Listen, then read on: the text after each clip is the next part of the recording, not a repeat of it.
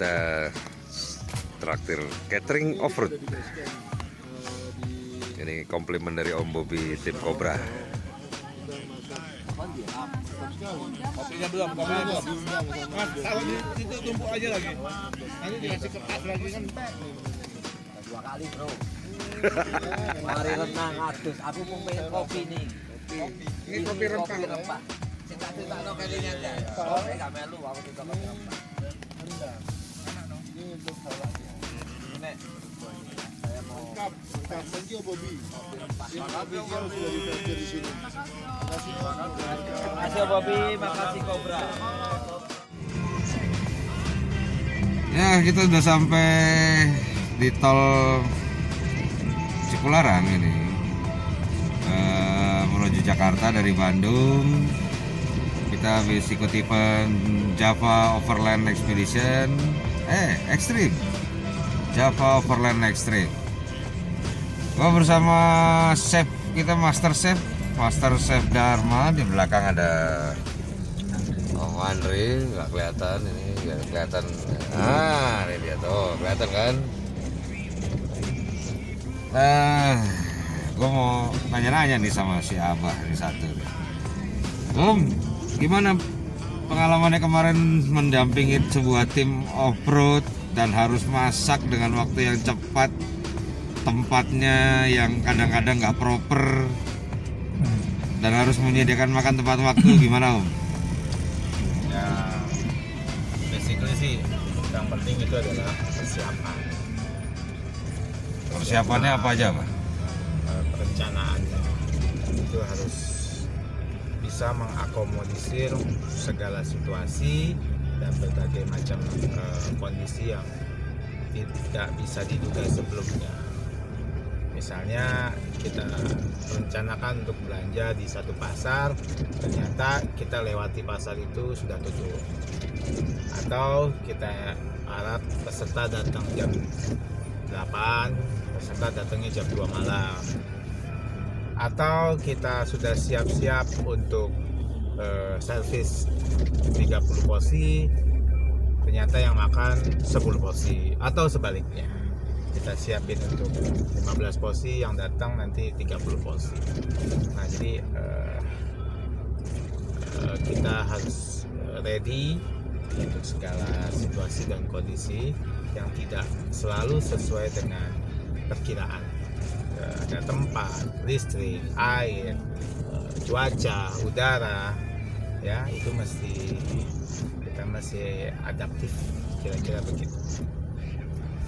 Untuk pengalaman yang paling seru itu gimana Om? Yang kan kita tahu kalau lagi off-road itu tempatnya juga menjangkaunya juga susah untuk base campnya mungkin kadang-kadang ya. Terus jaraknya juga jauh-jauh. Begitu kita sampai base camp itu harus nurunin barang segitu banyak, nyiapin masakan segala macem. Itu gimana tuh pengalamannya Om? Ya, karena kita persiapannya sudah lama dan ada pengalaman untuk servis makan di outdoor, jadi banyak hal sudah bisa dipredik sebelumnya. Walaupun demikian, ada banyak hal juga yang tidak bisa diduga sebelumnya ya. Misalnya cuaca, ya, hujan-hujan, atau bahan makanan tidak ada, atau makanan tersisa, atau seperti yang tadi siang itu, pagi dan siang itu tidak kita harapkan ada servis makan lagi. Ternyata tim masih membutuhkan 2 kali servis makan, yang pagi ke cover, yang siangnya kita harus improvisasi dengan berbagai stok yang ada, sehingga tetap bisa dapat menu yang bagus, yang sesuai dengan kebutuhan orang-orang yang kita layani. Kira-kira begitu kita. Kita berapa hari jalan Om? Totally berapa ya? 8 ya. Totally 8 hari. Dan berapa kali buka dapurnya Om? Dapur itu kita buka 6 kali ya. 6 kali dapur ya, 6 kali di dapur. lokasi ya, Di 6 tempat yang berbeda ya. 6 tempat berbeda. Karena mestinya 7, cuma ada satu tempat yang kita bisa stay 2 malam. Jadi beruntung kita nggak usah pindah-pindah lagi ya. 6 apa 5 kali ya, saya juga lupa. Tapi kita hampir setiap hari kita bongkar dan kita set up lagi. Nah, kalau untuk pemilihan menu itu kira-kira ada apakah yang perlu dipersiapkan atau dipilih gitu, mungkin berhubung dengan banyaknya orang dengan berbagai macam selera. Kira-kira gimana tuh triknya? Pertama, yang menjadi prioritas adalah kebutuhan dari peserta. Ya, peserta itu butuhnya makanan yang sehat, ya, kemudian makanan yang hygiene, makanan yang tepat waktu dalam jumlah yang memadai. Karena mereka itu bekerja keras di dalam trek, sehingga kebutuhan karbo terutama menjadi sangat besar. Setelah mempertimbangkan hal itu, baru kita susun menu. Waktu menyusun menu, kita juga mengingat beberapa hal. Pertama, kepraktisan. Ya.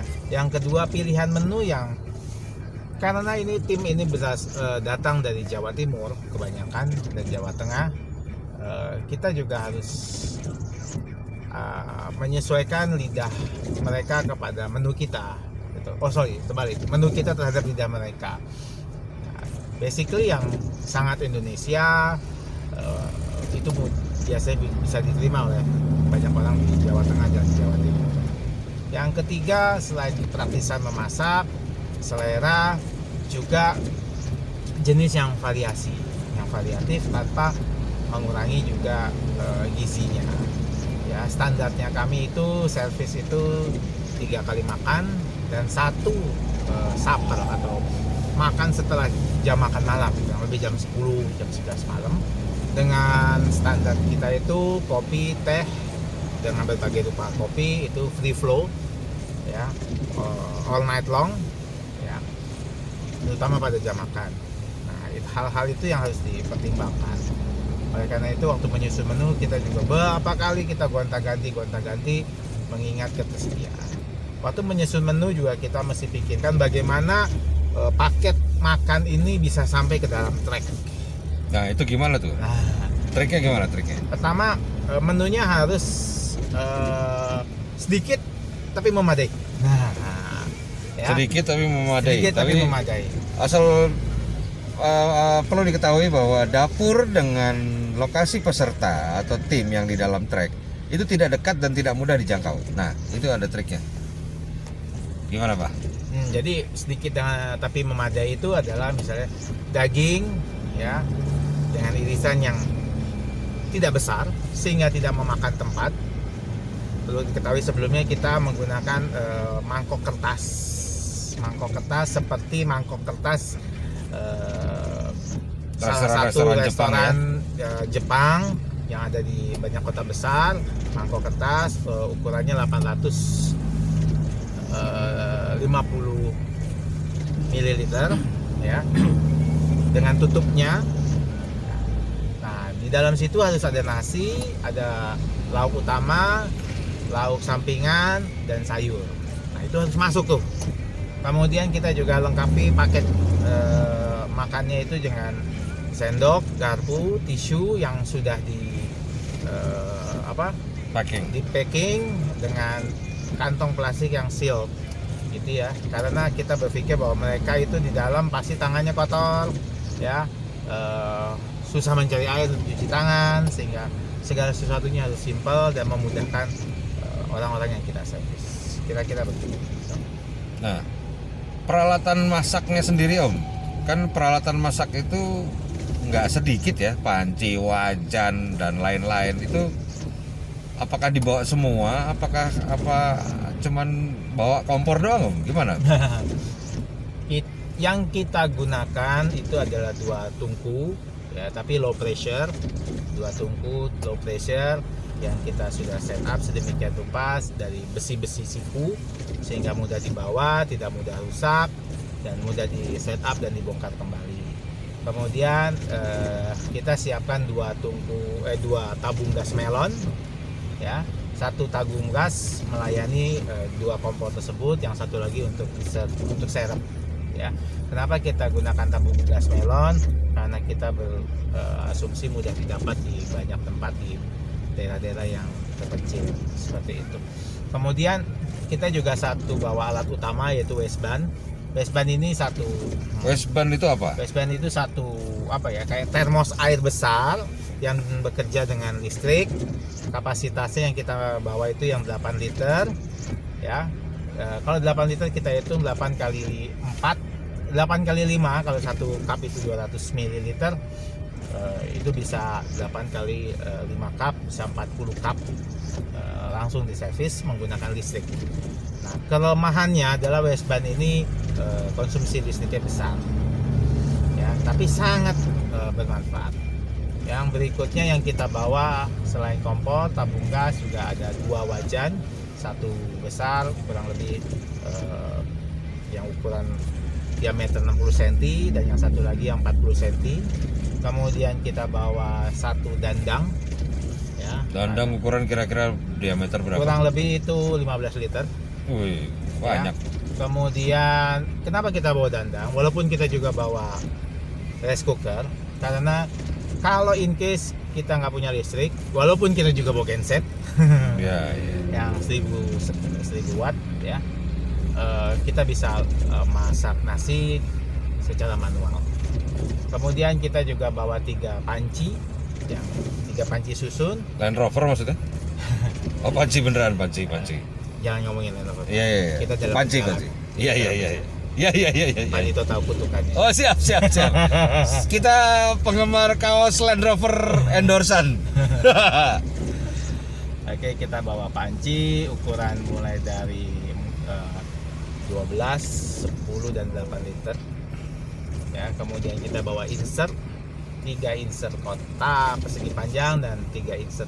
Insert itu apa? Insert itu kalau Om Dito tahu itu loh, tempat Nampan. menyajikan makanan yang iya, terbuat iya. dari aluminium itu. Iya. Atau stainless. Nampan stainless yang Nah. biasa buat menyajikan. Nah, itu namanya insert. Ada yang Insert. bulat, ada yang kotak. Oke. Masing-masing 3. Kemudian kita yang penting juga adalah bawa freezer. Freezer. Kita bawa freezer. Freezernya freezer rumah atau gimana? Wah, ini freezernya sangat istimewa. Mereknya apa Om Dito? Wild Forest. Itu buatan Australia, ya. Kalau mau tahu tentang Wild Forest bisa cek YouTube-nya Om Dito di judul yang lain. Tapi saya sebagai pengguna sangat terbantu. Kapasitas 60 liter terbagi dalam 2 sekat. Masing-masing sekat bisa diatur temperaturnya, bisa menggunakan lighter di mobil, bisa menggunakan inverter di mobil, dan bisa menggunakan juga AC arus di rumah, arus listrik di rumah. Kemarin beneran bisa beku? Oh, bisa beku. Oh, daging ya, kemarin kita bawa daging kan? Bisa beku. Dagingnya itu memang dari rumah kita sudah freeze, cuman itu terjaga 9 hari dengan perjalanan, ya. Iya. Sampai tadi pagi itu masih, walaupun tidak beku karena memang kita set, kadang kita temperaturnya kita set supaya kalau siap-siap besok mau dimasak kan kita harus towing, ya. Apa tuh namanya? Towing itu supaya Towing. dari beku di unfreeze kurang lebih. Oh, gitu. Ya, tapi sangat bermanfaat dan capable. Kenapa capable? Bisa taruh di mobil. Kalau kita punya nginap di rumah penduduk, kita tarik ke rumah pakai listrik PLN. Bisa masukin lagi ke mobil, dan mau ada rodanya juga. Lebih Itu gampang. alat-alat Ya? utama lah, ya. Terus alat tambahan lainnya apa, Pak? Apa ya alat tambahan lainnya? Sendok garpu kita bagaimana itu? Sendok garpu kita pakai Piring. yang sekali pakai. Piring kita pakai piring rotan. Kita bawa 30 piring rotan dengan alas kertas nasinya yang sudah berpola untuk piring rotan. Teman-teman yang suka masak pasti tahu, yang suka masak, suka catering pasti tahu piring rotan. Kenapa? kita mengurangi resiko untuk mencuci karena kita nggak tahu airnya, hygiene-nya, dan kecepatan kerja dan kecepatan servis, sehingga kita hanya bawa di piring 30, kemudian kertasnya yang akan diganti-ganti selalu. Kita pakai sendok yang sekali pakai buang, pakai garpu, pakai paper cup untuk minuman panas, dan plastik cup untuk minuman dingin. Kira-kira begitu.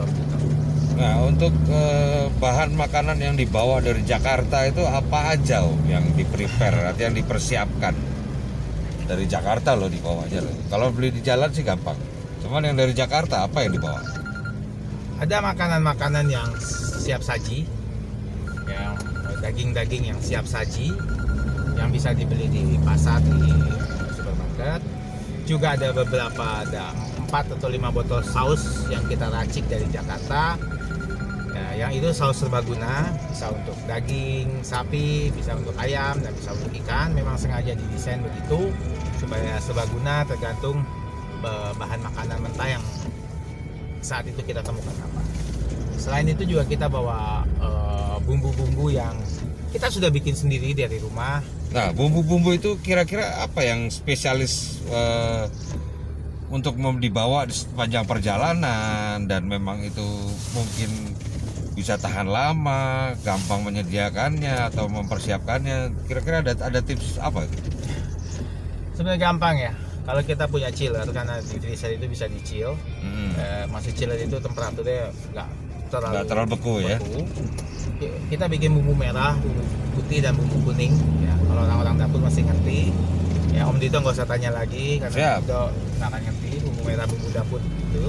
Kemudian kita juga bumbu instan, ya.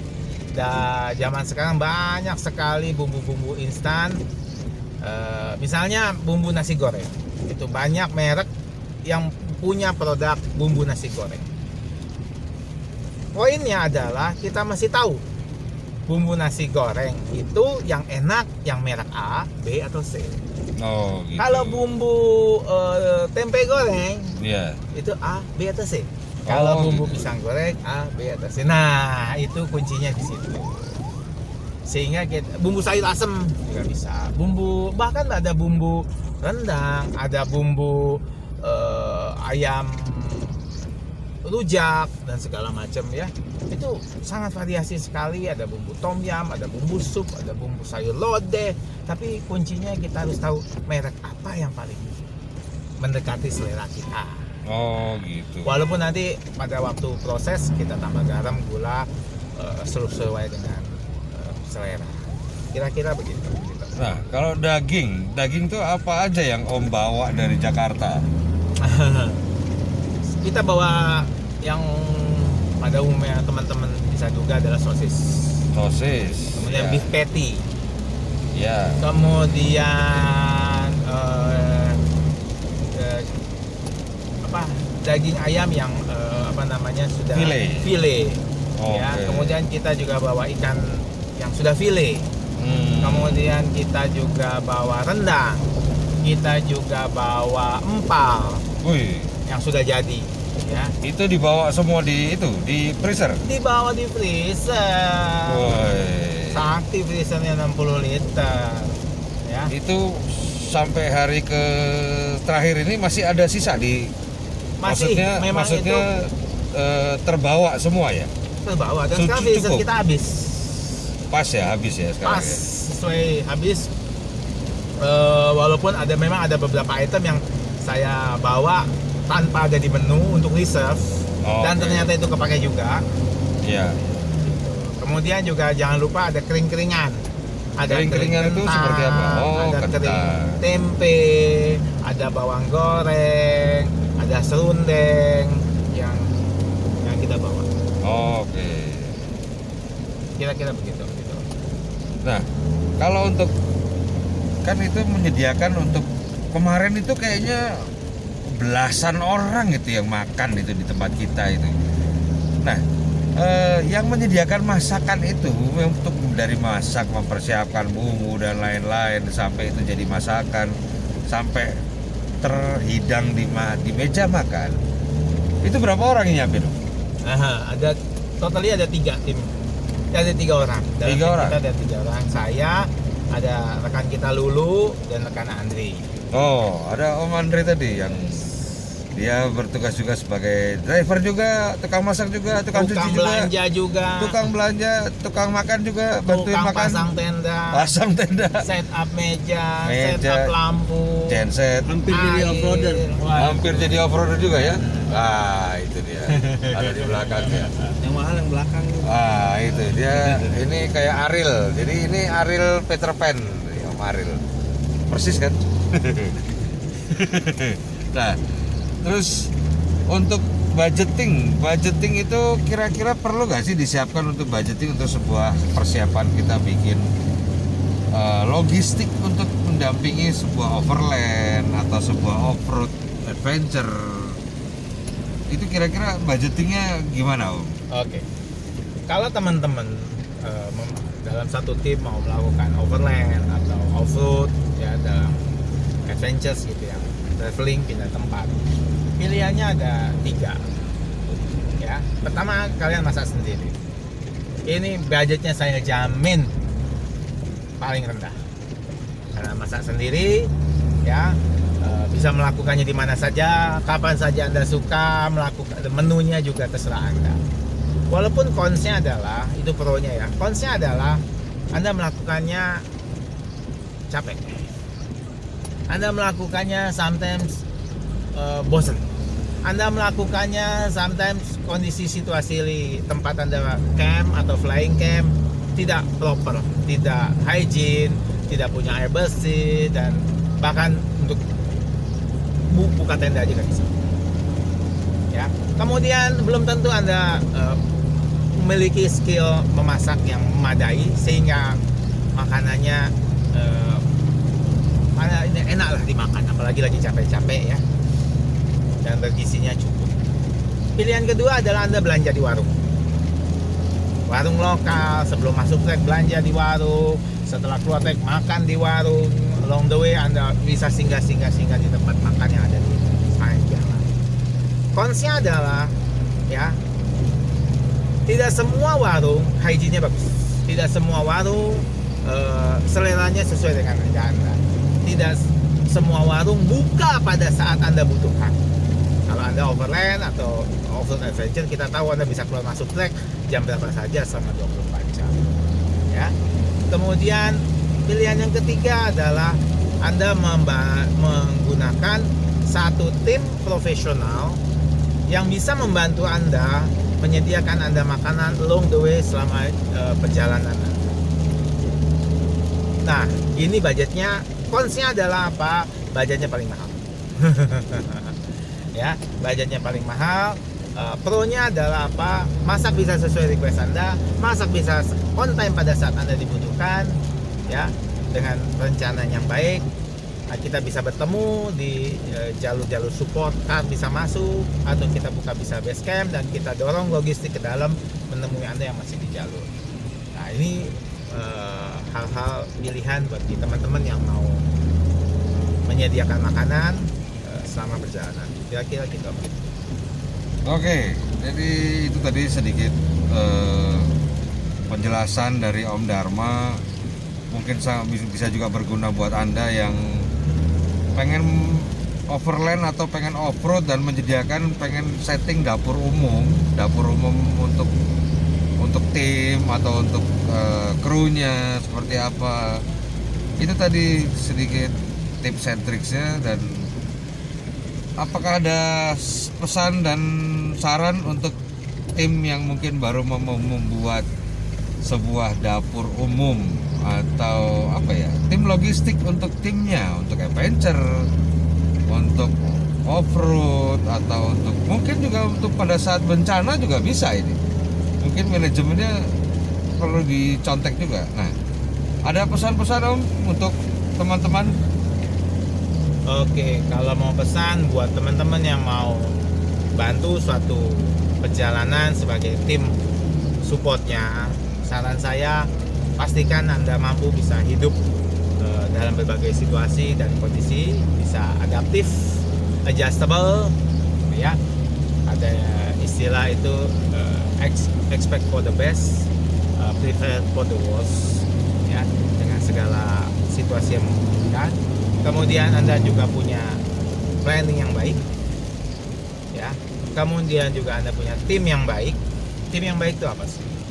Tim yang kompak, tim yang mau membantu. Nggak ada job desk yang lo ini sehingga begitu ini bukan tugas gue, itu nggak bisa lagi. Kita mesti adaptif dan kemudian